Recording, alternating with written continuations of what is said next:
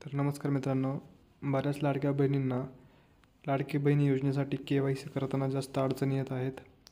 तर त्याच अडचणी आता इथून पुढे येणार नाहीत, कारण तुम्हाला आता ऑनलाईन पोर्टलवरती तक्रार करता येणार आहे. जे पण तुमची तक्रार आहे ती तुम्हाला लिहून सरकारकडे पाठवता येईल.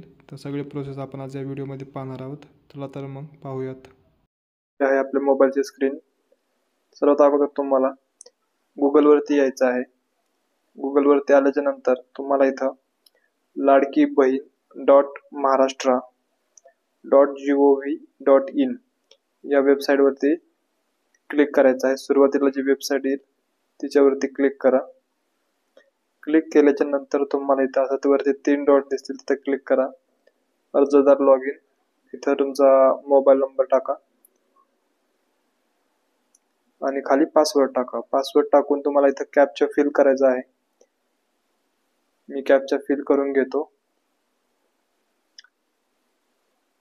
कॅप्चा फिल केलेला आहे. खाली लॉग इन ऑप्शन आहे, तिथं क्लिक करा. लॉग इन केल्याच्या नंतर तुम्हाला तिथे 3 डॉट दिसतील. ही अशी स्क्रीन ओपन होईल, ज्यामध्ये तुम्ही ऍप्लिकेशन सबमिट केलेले ते दाखवल, योजनेविषयी माहिती दाखवल. त्याचबरोबर तुम्हाला वरती 3 डॉट वरती क्लिक करायचं आहे. इथं हा ग्रीव्हन्सचा ऑप्शन दिसतोय, त्याच्यावरती क्लिक करा. तिथे क्लिक केल्याच्या नंतर मी याच्या अगोदर एक ऍप्लिकेशन सबमिट केलं आहे, तुम्ही बघू शकता, ज्याचा स्टेटस वगैरे तुम्हाला चेक करता येईल. तुम्ही इथं बघू शकता नाव, आधार नंबर, गावाचं नाव, तालुका, आणि माझा हप्ता आलेला नव्हता माझ्या घरच्यांचा, त्याच्यामुळे मी टाकलं इथं माय ऑगस्ट मंथ हप्ता नॉट रिसिव्ड. इमेज दिसत नाहीये, इथं प्रॉब्लेम आहे काहीतरी. तर तुम्हाला काय करायचं आहे, तुम्ही इथून स्टेटस पण बघू शकता. इन रिव्ह्यू सध्या स्टेटस आहे. तर तुम्हाला ग्रीव्हन्स कसा करायचं ते सांगतो. तर माय ऍप्लिकेशन वरती जर क्लिक केलं तर तुम्ही इथं कंप्लेंट साठी ऑप्शन दाखवते एलिजिबल नाहीत म्हणून तुम्ही तक्रार करू शकता.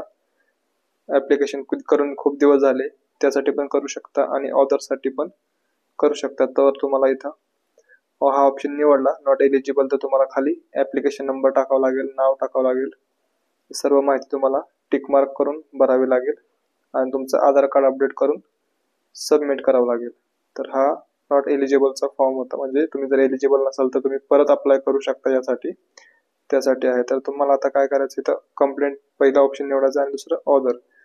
तर ऍप्लिकेशन नंबर टाकायचा आहे, जो तुमचा ऍप्लिकेशन नंबर जो तुम्ही फॉर्म भरताना टाकला होता तुमचा तो नंबर, तुमचं नाव, तुमचा जो ऍड्रेस तो संपूर्ण पिनकोड सहित, जिल्ह्याचं नाव, जो जिल्हा असेल तो निवडा. आता माझा जिल्हा इथं आहे म्हणून मी धाराशिव निवडून घेतो. त्याच्यानंतर तुम्हाला तुमचा जो तालुका असेल तो तालुका निवडायचा आहे. गावाचं नाव, गाव जे पण असेल ते गाव निवडा. मी तर खाली माझं गाव सर्च करून निवडून घेतो. लक्षात ठेवा, सर्व माहिती व्यवस्थित फिल करा. तुमचं जे हे आपलं मतदानचं असेल ते तुम्ही ते निवडा, म्हणजे विभाग. त्याच्यानंतर जे पण असेल ते, माझं धाराशिव म्युनिसिपल काउन्सिल आहे म्हणून मी धाराशिव निवडला आहे. पिनकोड टाकून घ्यायचा आहे. तुम्ही इथं तुमचे जे परत एकदा तिथं तुमचा जो आहे मतदानाचा ते तुम्ही तिथे निवडू शकता.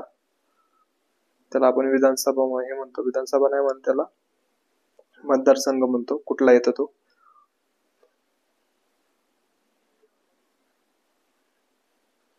मतदारसंघ मी माझा जिल्ह्यानुसार बघतोय, टाकलेला आहे. तर पिनकोड टाकलेला आहे. पिनकोड जो पण असेल तो तुम्ही इथे लिहू शकता. तुम्हाला जो पण प्रॉब्लेम असेल तो, आता हप्ता जर नसेल आला तर हप्ता नाही आला असं लिहा, किंवा KYC होत नसेल तर KYC नाही होते असं लिहा, पण त्याला इंग्रजीमध्ये लिहा जेणेकरून पुढच्या माणसांना समजेल. आता इथे बघा, माय KYC इज नॉट डन असं पण टाकू शकता, किंवा काही इश्यू असेल जो पण तो XYZ तो इथं मेन्शन करा. KYC unable to done KYC due to XYZ reason, काय जे रिझन असेल ते टाकू शकता. तर ते टाकल्याच्या नंतर तुम्हाला इथं खाली यायचं आहे. OTP येत नाही म्हणून मी टाकलेलं आहे, तुम्ही इथं बघू शकता.